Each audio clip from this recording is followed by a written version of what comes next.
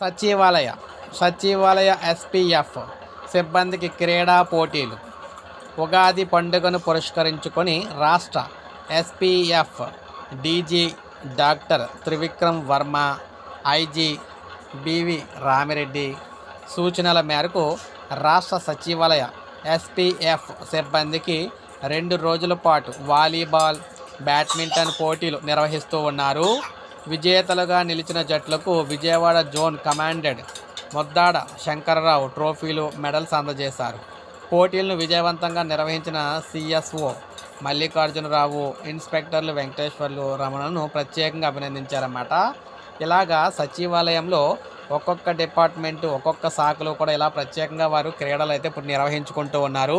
ఇటీవల మనం చూసుకుంటే మహిళలకు క్రీడలు అయితే నిర్వహించడం అయితే జరిగింది సచివాలయ ఉద్యోగులకు. ఇప్పుడు మనం చూసుకున్నట్లయితే మరికొన్ని శాఖలు అయితే క్రీడలు అయితే నిర్వహించుకుంటూ ఉన్నాయన్నమాట. అయితే రాష్ట్ర స్థాయిలో మిగిలిన ఉద్యోగులందరికీ కూడా ఇటువంటి అయితే ఉంటే బాగుంటుందని చెప్పేసి వీరైతే కోరుకోవడం అయితే జరిగింది. సో ఇది మనకి తాజా సమాచారం అన్నమాట. ఉద్యోగులకు సంబంధించి ఒక లైక్ చేయండి, సబ్స్క్రైబ్ చేసుకోవద్దు, మన ఛానల్ సబ్స్క్రైబ్ చేసుకోండి.